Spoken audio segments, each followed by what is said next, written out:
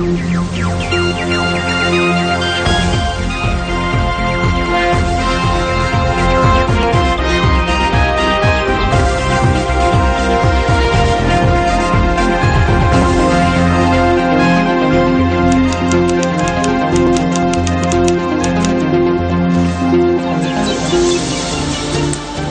the 28th of May 2015. A very good evening and welcome to Primetime News. I'm Sonali Vanigabadage. Hello, good evening and welcome. I'm Nadim Majid. The long-awaited Constitutional Council, as proposed by the 19th Amendment, could be formed come next week. That's right. Now, meanwhile, the CID has launched investigations into the use of fraudulent ATM cards to make withdrawals from a state bank.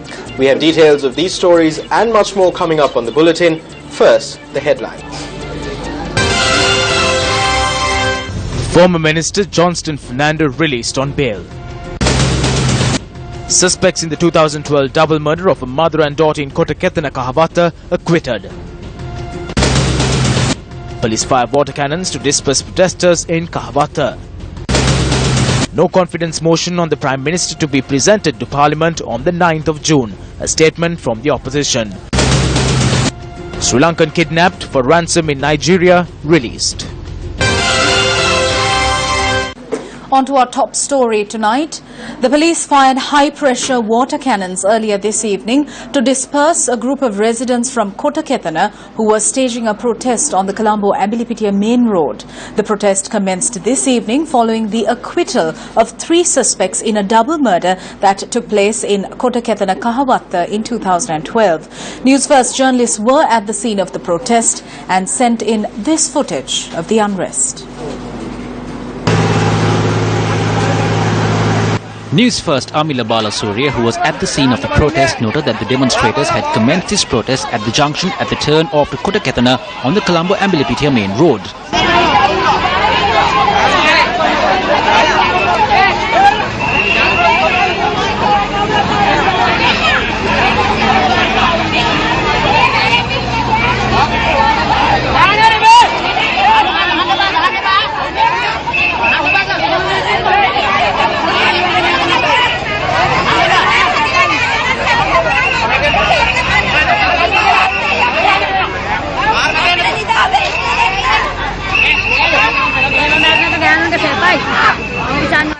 He noted that demonstrators had also staged a lie-in on the main road, bringing traffic to a standstill. The demonstrators had blocked the Colombo-Abilipitia main road for close to 2 hours. The demonstrators say that they have been forced to live in an environment where their lives are not secure.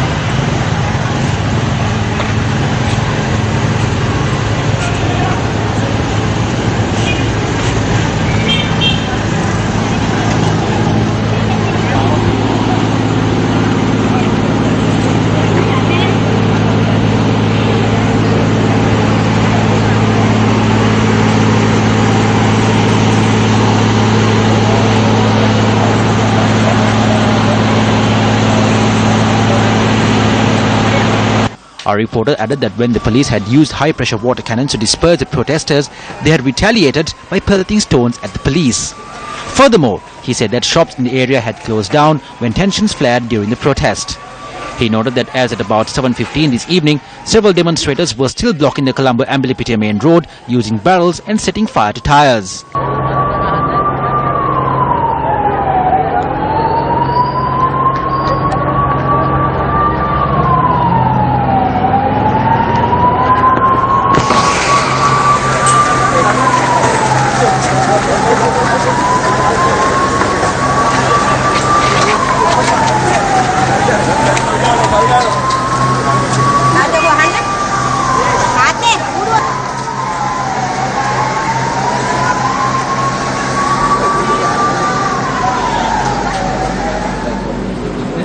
Newsfirst's Amila Balasuriya reported a short while ago that the demonstrators are continuing to block the Colombo-Ambilipitiya main road in spite of the attempts being made by the police to disperse them.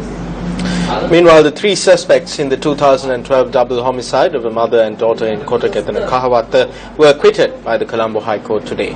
Colombo High Court Judge Devika de Oliveira Tenocon presided.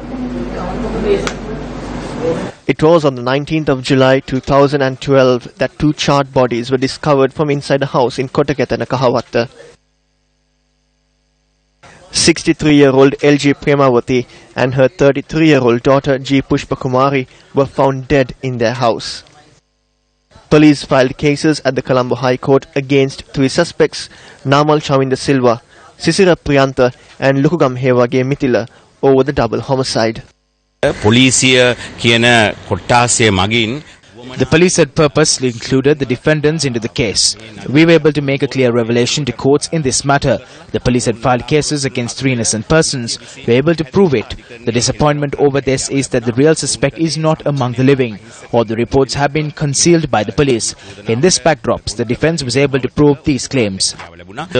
වාර්තා සියල්ල පොලිසිය විසින් හංගලා මේ තත්ත්වයේ මේ තිදෙනාව ඉදිරිපත් කරපු බව අප පැහැදිලිව විත්තිය වෙනුවෙන් ඉදිරිපත් කළා. DNA සාක්ෂි අනුව අනාවරණය වුණා කාන්තා ඝාතන 6කට. DNA reports revealed that the 6 women who were killed by the same person. I requested for the phone records of the police officers who investigated this matter, and I proved in court that on the day the accused were arrested, that is the 1st of October 2012, these officers were not in Kota Kotana but in Dematakoda, Colombo. Colombo ප්‍රදේශයේ විශේෂයෙන්ම දෙමටකොඩ ප්‍රදේශයේ හිටියා කියලා. We request that you report this on the newspapers and the television and tell the whole world that we were acquitted.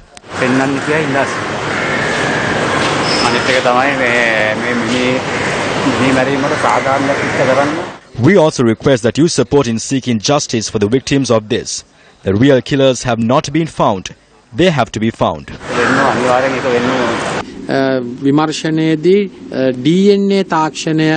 DNA tests were conducted on a number of homicides. Suspects connected to those cases have been arrested and the legal process is being undertaken. Based on the verdict delivered by the Colombo High Court, the three accused have been acquitted.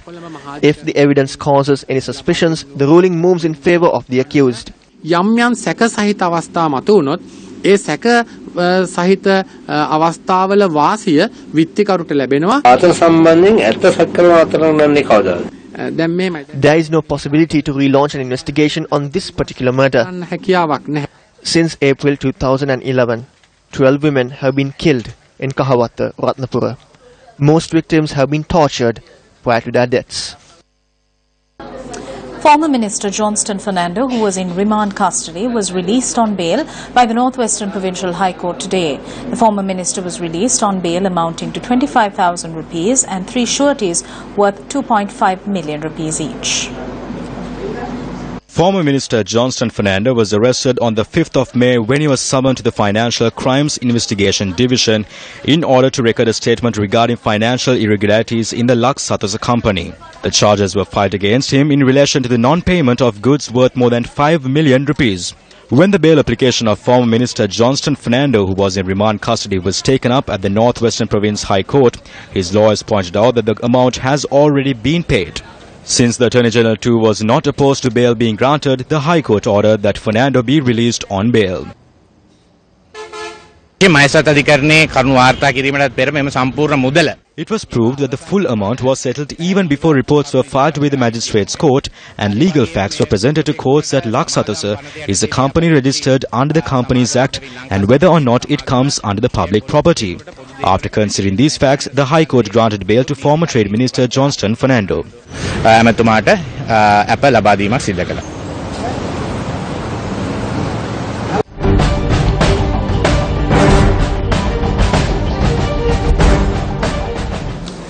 President Maithripala Sirisena inspected the JR Jayawardana Center in Colombo today. The JR Jayawardana Center is an institute that comes under the Presidential Secretariat. According to the President's Media Division, it was after a period of 2 decades that a President had engaged in an inspection tour of the JR Jayawardana Center. President Sirisena, who inspected its current status, also engaged in a cordial discussion with the administration of the JR Jayawardana Center. The President also visited the museum with items used by the late President JR Jayawardana and the library located at the center. Meanwhile, a sapling of the Jayashri Mahabodhi to be planted at the Shokwansa temple in South Korea was presented today under the auspices of President Sirisena.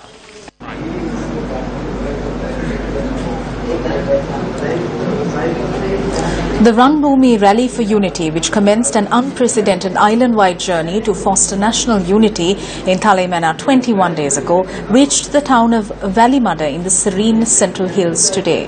The Ranbhoomi Rally for Unity, which made its 63rd stop on the journey to bring Sri Lankan hearts together, commenced today's leg of the journey from Hatton.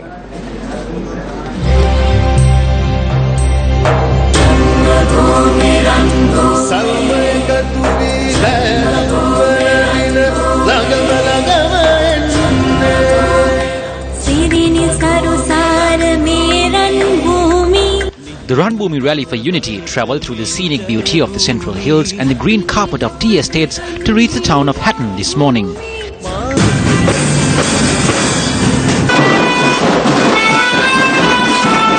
The people of Hatton, who had waited with great anticipation for the arrival of the Ranbhoomi Rally, welcomed it with much enthusiasm. A massive crowd gathered for the event, held with the participation of officials from the National Youth Services Council to flag off the Ranbhoomi Rally, following the blessings of multi-faith religious leaders. This is a timely program which can certainly bring together all communities.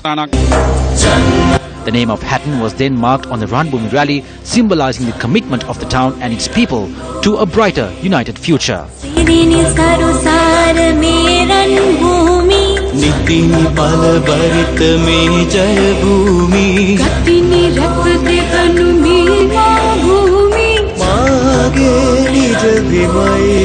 Subsequently, the Ranbhoomi Rally proceeded to Noor Elia, or Little England.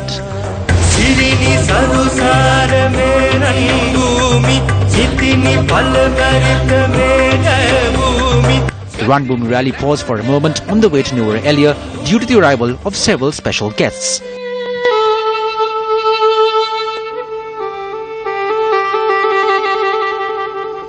These children, who live in a children's home in the area, had informed their governors that they would like to participate in the Ranbhoomi Rally.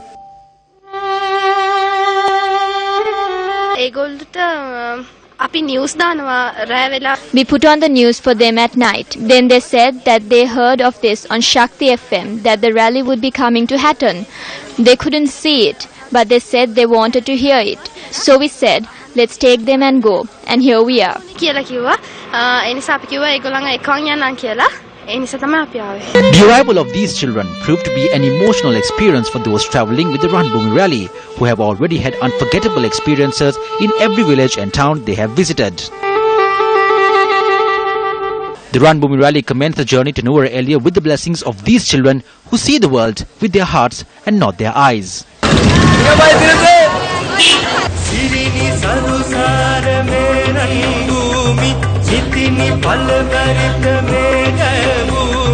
Little England, or Noor Elia, one of the country's major tourist destinations, was the second stop of the day for the Ranbhoomi Rally. The people of Noor Elia too turned out in numbers to receive the Ranbhoomi Rally, organised by MTV MBC, Newsfirst, Colombo Port City and the National Youth Services Council. As far as I know, no media station has ever done something like this. I express my extreme happiness that this is the first media station to do something of this nature. Dear Sinhalese, Tamils and Muslims, let's at least now put a stop to hurting each other's feelings and come together for national unity. I came here from Lunuwatta. It is difficult for me to walk, but I came here to be a part of this program organised by the Sirasa Media Network. We are quite happy about it. The people of Noor Elia too joined hands and ceremonially gifted a brick for the Ranbhoomi monument, symbolizing their commitment to national unity, peace, coexistence and harmony.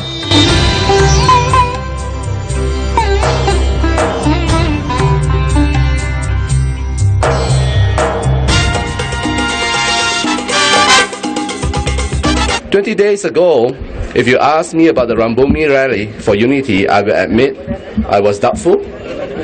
I thought it was an impossible superhuman feat. This is where I have been proven wrong. It wasn't a superhuman feat because it wasn't an endeavor being taken by a single human being. It is an undertaking of the 20 million people in Sri Lanka. Valimada was the end point of today's leg of the journey for the Run Bhumi Rally for Unity. Countless people turned out in Valimada too to welcome the Run Bhumi Rally for Unity. We thank the Sirius Media Network for doing something like this, devoid of any caste or creed. The people of Valimada came together as one to mark their name on the Run Bhumi Rally.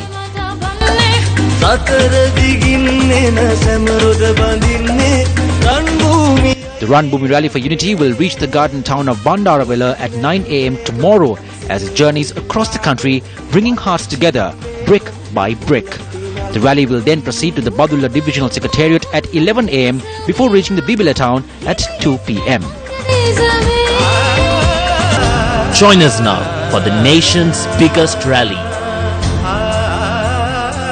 On to news on the political front. Cabinet spokesperson Minister Rajitha Senaratne says the President and Prime Minister have decided to hold further discussions on the proposed 20th Amendment to the Constitution and make a decision on its future. The Minister noted that the matter was taken up for discussion at the Cabinet meeting held yesterday. A draft which proposed a mixed electoral system has been prepared at present. The draft proposes the abolition of the preferential voting system and the election of 255 MPs based on a mixed electoral system. While a cabinet subcommittee has been appointed to study the draft, discussions are underway on a final proposal. Lengthy discussion took place in the cabinet, and finally it was decided that the President suggested to the President and the Prime Minister and the interested parties in the cabinet plus the minority parties, party leaders, few leaders to represent the minority parties.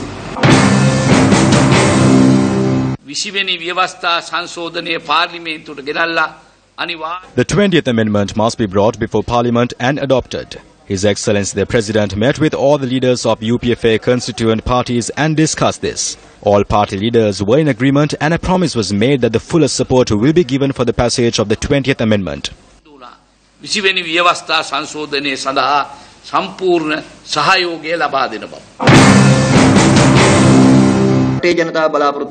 The people are hoping for an MP who is accountable to them and each village.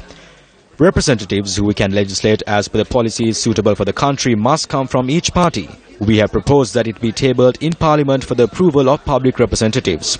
It is now the responsibility of the government.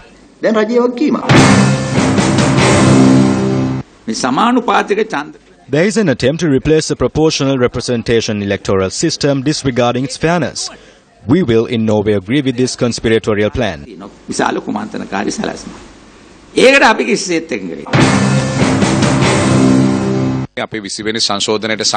will support the 20th Amendment, but the election must be held under the new election system proposed by the 20th Amendment.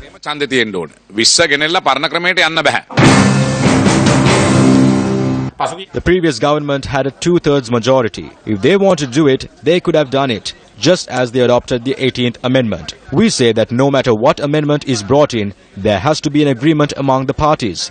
There is no broad agreement at present.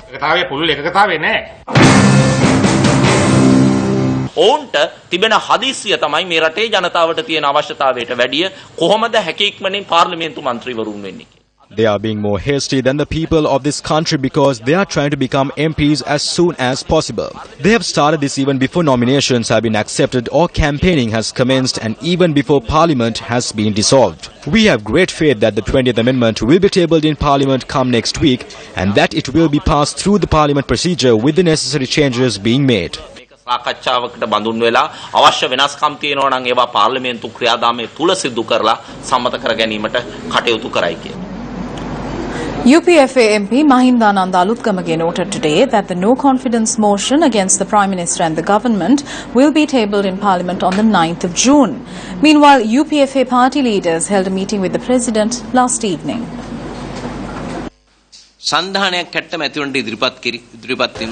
We discussed contesting the election as an alliance. We have informed parties in the alliance in writing to submit their nominations at the district level Choomi, as has been the practice in the past. The matter of how the former president will be involved in the UPFA at the upcoming election was also discussed.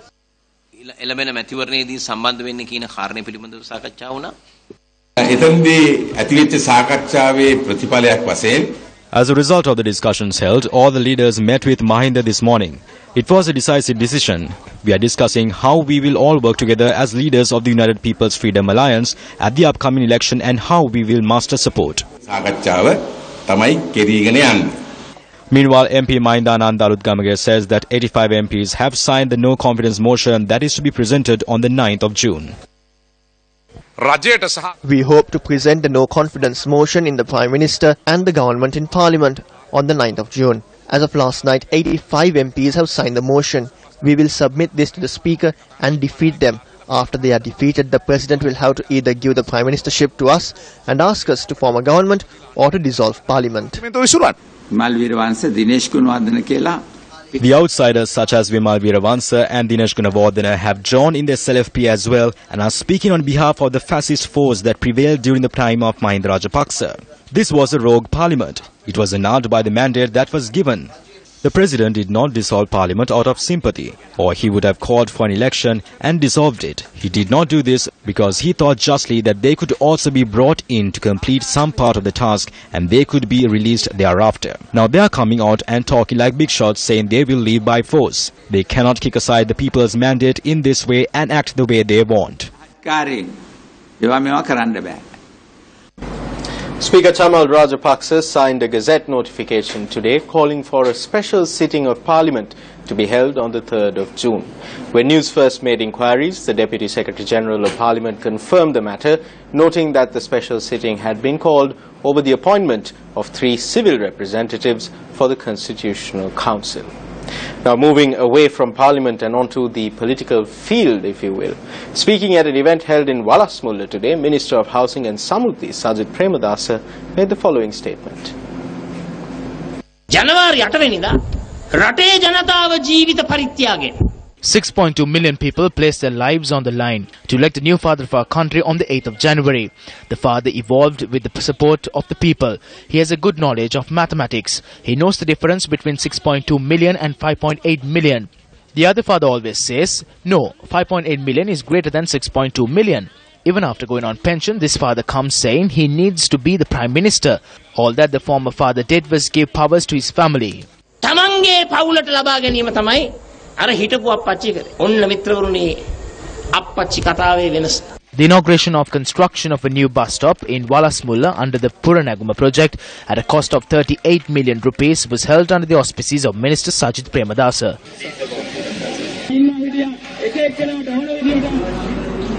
UNP Western Provincial Councillor S.M. Marika says that the public funds are not for politicians and officials to steal. He made the statement addressing a meeting in Modara, Colombo yesterday. The opposition fears the Financial Crimes Investigation Division. We want the Financial Crimes Investigation Division to operate. If anyone from the government had stolen money, they can be punished in the future. Public funds are not for politicians and officials to waste. You do not place a cross and elect a person or a party. It is your children's future. It is the future of your village. You are entrusting them with the future of your homes and lives.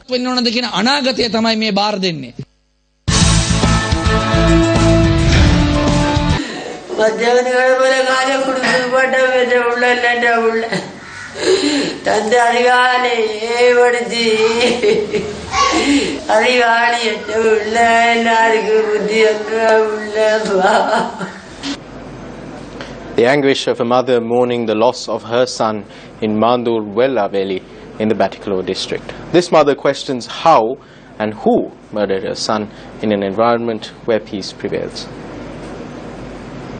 Satyanandan Madishan was shot dead on Tuesday in Mandura, Wellaveli in Batticaloa.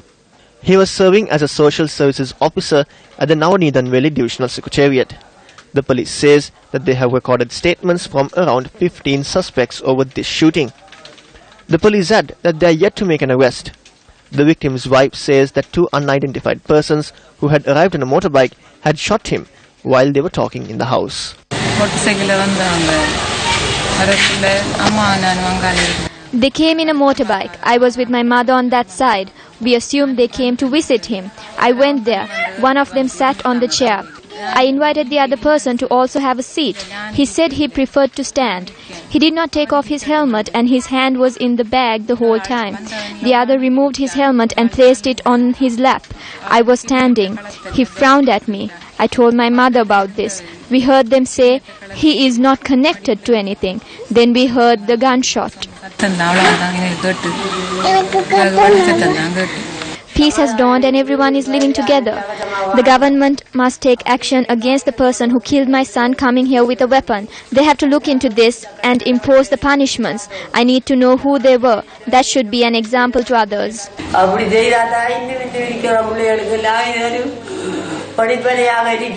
The people of Batticaloa too are in fear after this shooting in broad daylight. Such an incident had taken place after a long time. The people are in fear. The killers must be found and brought before the law. The people need to lose this fear and return to normal life. The daylight shooting in Mandal has instilled fear among the people in the area. The Tamil National Alliance says that a daylight shooting with the use of a state-of-the-art weapon in a security zone cannot be acceptable. The weapon used to kill the social services worker in broad daylight is a state-of-the-art micro pistol. We cannot accept that a person was killed in a security area with such a weapon. A government employee has been killed in his own home.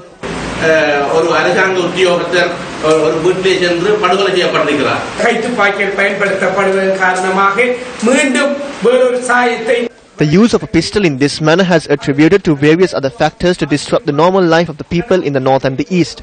A pistol was used in the northern province after a long time. That is why this is a threat. This has happened to a government employee.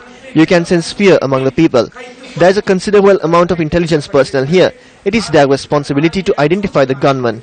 We were a threat to them in the past. The pistol has returned, and this was a state-of-the-art weapon. How did it reach here, and from where? Who used it? We need to know this.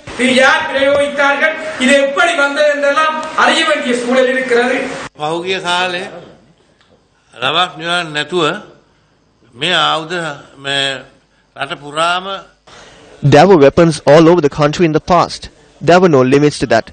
Now we are identifying the locations of these weapons and their owners. We are making arrests. But there are some at large. We are looking into this. We are trying to identify the shooter. From where did they get these weapons? This is an issue. There are others who are carrying weapons.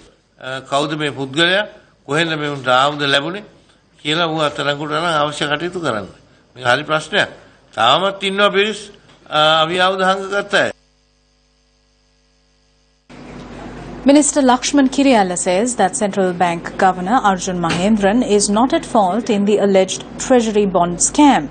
Meanwhile, opposition leader Nimal Siripandi Silva says that more information on the alleged scam will come to light in the near future.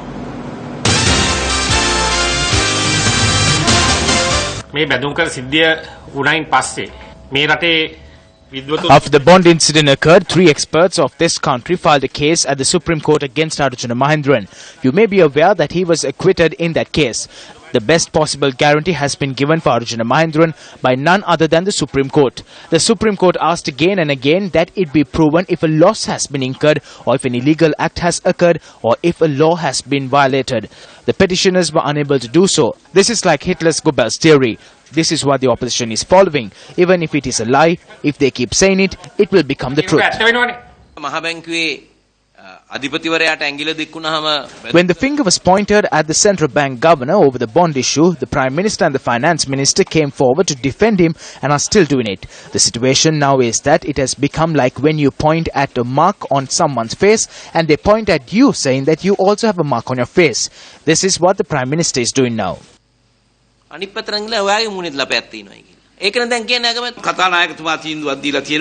Speaker has made a decision. The COPE Committee will investigate this within 2 weeks and the COPE Committee report can be debated in Parliament. When that report comes out, the entire country will get to know.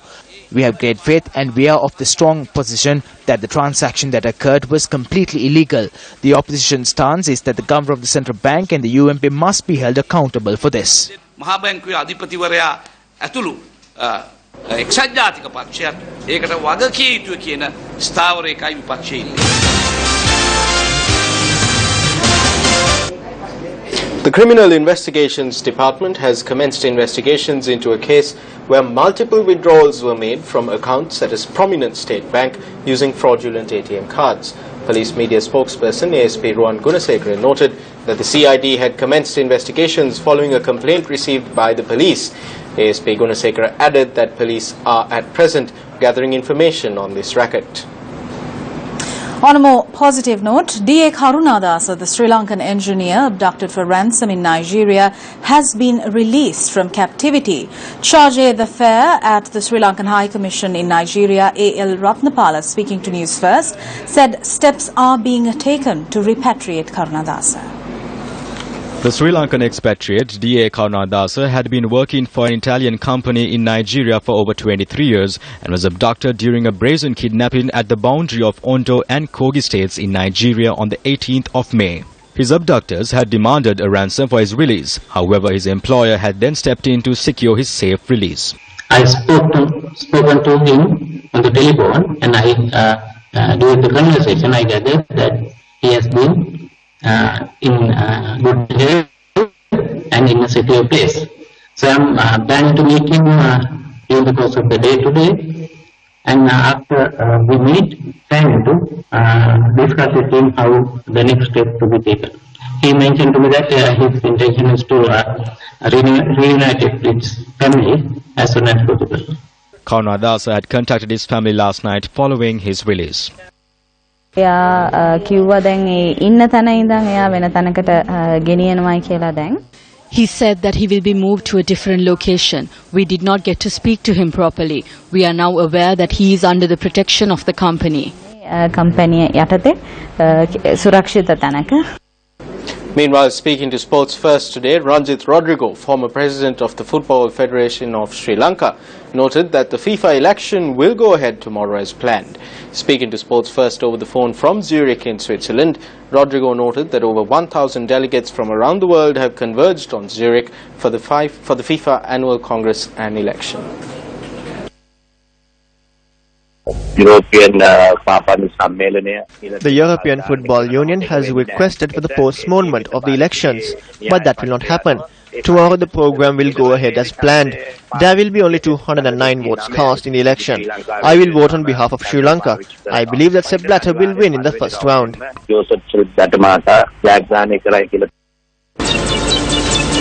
And that is a wrap from all of us here at News First. For the team, I'm Sonali Wanikabadage. And I'm Nadim Majid, leaving you with some food for thought. Study your past that you may define your future. Good night and good luck.